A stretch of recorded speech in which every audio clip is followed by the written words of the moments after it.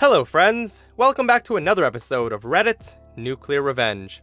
This episode has two stories: how a businessman's trip gets nuked because he was too cheap and rude to a waitress, and how one person single-handedly ruins a man's restaurant and any hope for future success. I hope you stay for these two stories today and subscribe for future videos. This story's titled, New York City Bar Too Expensive for a Midwest Man. In the early 2000s, I worked in an Irish pub on 2nd Avenue and 9th Street in Manhattan. We were used to seeing Midwestern men on a business trip announce that they will get the bill and this one's on me, only to regret it when they see the bill and realize that the drinks in Manhattan don't cost the same as their local dive bar. Enter Ohio businessman, waitress, and me. So this group of guys comes in and starts ordering beers. One guy, Ohio businessman, announces loudly to order whatever you want. This tab is on me. So they rack up a tab of around $400 in just over 3 hours. When the bill is brought to OB, he starts yelling about being overcharged. He says, "There is no way this is our bill. We didn't drink this much." I approach the table to try to help. I ask, "What seems to be the problem?" He replies, "This bitch is trying to overcharge us. She's trying to charge us for extra drinks." I said, "What's the problem on the bill?" "Well, first of all, there are 6 shots on the bill. We never had any shots." I said to him, "Sir, there are 6 empty shot glasses on the table." He responded, "Okay, maybe we had the shots, but there's no way we drank this many beers." I continued and said, "Sir, there are 6 of you. You've been here for over 3 hours. At that rate, this bill says you and your friends have averaged 1 beer per 45 minutes. Does that sound outrageous to you?"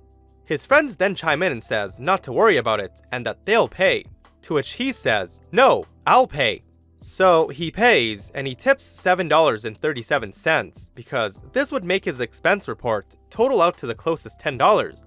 After this, the waitress comes up to me to tell me he left his wallet in the booth. She's shaking. She tells me that she wants to chuck it in the trash. I tell her to hand it to me and I'll take care of this.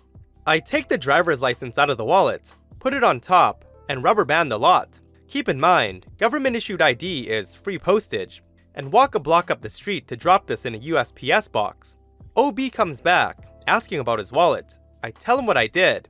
He goes off on me about, what am I gonna do for money? My hotel key was in there. He even threatened to call the police, to which I responded, for what? Going out of my way to make sure your belongings made it back to you? He kept going on about how he had no money, no hotel key, and no cards for the rest of his visit. But the only card he really needed was his driver's license for ID. I know he left before it ever occurred to him to ask, how the heck would he get on that flight back home without it? Welcome to New York City, motherfucker. This story's titled, I Destroyed My Family Friend's Business and Credibility. A few years after I started university, a friend of my mother's, who we'll call Cook, started what can be generously called a restaurant in a small town a couple of hours outside the city we lived in. It was really a glorified hot dog stand in a golf course. My mother had invested money into this business, so she had a personal stake in ensuring its success. That meant that she would often enlist us, aka my brother and I, to waiter when she couldn't do it herself. And my brother hated this guy. Cook had no idea how to run a business, and he was completely uninterested in learning. He was also completely computer illiterate, and had me set up the Google account for his business. And in order to get us to work in his business, he would pick up one of us from our home, drive us 2 hours or so out of town, and we were basically stuck there until we were driven back, due to the fact that neither of us had a driver's license. And since my brother had problems with this guy, I was the one who, more often than not, had to spend 2 to 10 days at a time there, stuck in a barely livable house until I was let back home. My mother was no better. She would often tell us that we would be working 2 days in the middle of the week, making job hunting a very difficult thing for my brother and I. Furthermore, she treated us not like employees, but as her children. And any mistake was clearly our fault, not because neither of them could A. Train staff, B. Use a computer at all, C. Manage a business at all, D. Utilize my brother and I in the most effective way, considering my brother had already graduated university and was working towards a double major in business. Furthermore, they were completely unprofessional. They would host shouting matches in Chinese where customers could hear, and the kitchen was filthy, despite Cook's insistence that the kitchen was the cleanest place in the restaurant. Yeah, right. An ice rink was less slippery than the ground in there, and he would routinely touch cooked food after handling raw meat.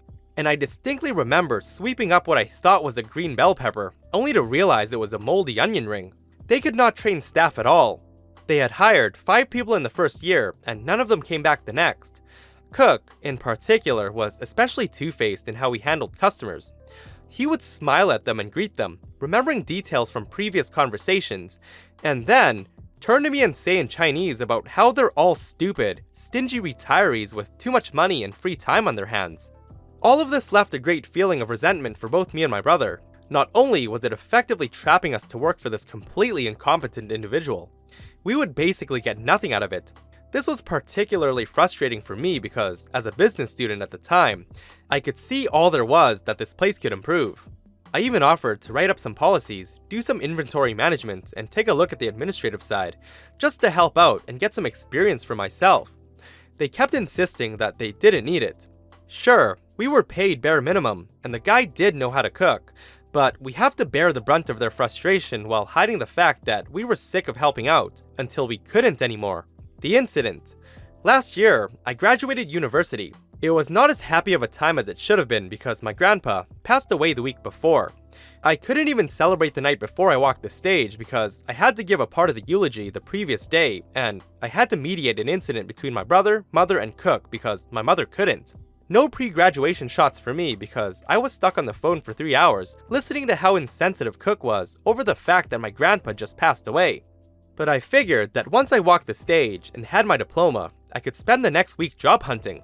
No dice. Immediately after I graduated on the Monday afterwards, my mother voluntold me that I had to work 10 days in the restaurant. I lasted 6 days before it happened. There was a breakfast brunch for Father's Day that barely anyone attended, and most people that did show up wanted to order off the menu. But both Cook and my mother were incredibly stressed out, and both of them were taking it out on me. My mother spent the day micromanaging me and finding flaws in every little thing I did, like cleaning an empty table over clearing plates from a table out on the deck, to not immediately refilling coffee or water when a glass or mug was half full. Cook just shouted a lot and gave contradictory orders every 2 minutes. But it was the combination of my mother and Cook screaming at me for a mistake I didn't even make, and refusing to listen to me, and Cook mocking me for breaking down in tears that made me realize that not only could I not handle it anymore, but I wanted to burn the place to the ground. I booked a flight out of the province that day and left a week later. The revenge. Remember that I said that they were not only completely unprofessional, but also completely computer illiterate. Despite the fact that I was no longer in the province, I still had the login information for the business. Furthermore, because I knew all the laws that he had blatantly refused to learn, I knew all the violations that he had committed in the business.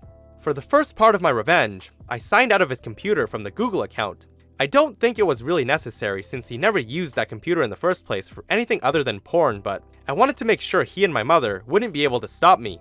Before I left the province, I claimed the business in review sites, using the email and business phone number.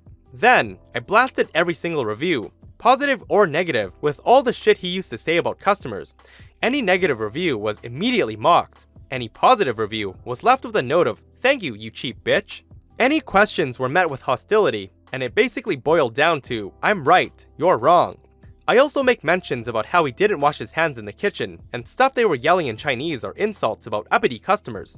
Given that it was a tourist-based town, I'm fairly certain that the deep dip of sales that my brother mentioned later on was because of all of those. And no one suspected a thing because my mother and Cook didn't know how to work the internet, and my brother didn't care enough to look up the business. Next, I meticulously documented all the complaints that I had between my brother and myself, as well as the ones from a few people that Cook had hired out, but never kept because he couldn't train them. I reported the 2 times that I slipped in his kitchen, incidents where he refused to wash his hands in between handling salad and raw meat because it took too long, and I handed those off to the Health Services Department. I also anonymously informed the tax revenue agency that he was severely underreporting income, as employees were instructed to only write down the credit-debit receipts to report in sales. The third part of my revenge wasn't really my part, to be honest, rather it was because of his own incompetence. As I said before, he was completely computer illiterate. I didn't even have to lock out the person he hired to do accounting because he didn't bother reporting his business expenses, except hand them a garbage bag full of receipts. To be honest, I kind of felt sorry for them because their hands were tied. They couldn't dispute any of the claims that I made. What I did do, however, was text them all the things that my mother and Cook said about them, so they wouldn't bother to try to defend his ass. They quit a month after that shit hit the fan, meaning that Cook was left holding the bag. So naturally, given that the business wasn't making near as much money to make rent, let alone pay off all his fines that he was slapped with, the government repossessed everything. From everything in that little dinky house that he was renting for business purposes, to every single fork and knife that he bought.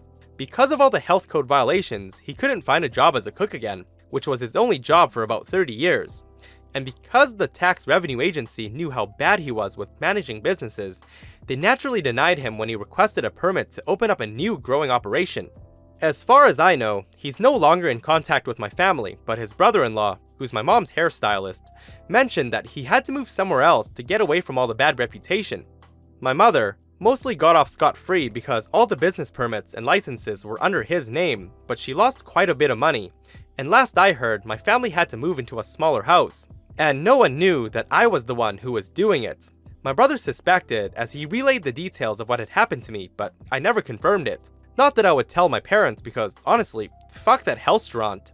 As for me, I'd like to say that everything's sunshine and roses, but my decision to impulsively move provinces had its ups and downs. I did manage to find a place to live, and a place to work, so at least I'm alive.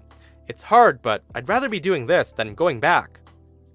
Hey friends, I hope you enjoyed these 2 stories today.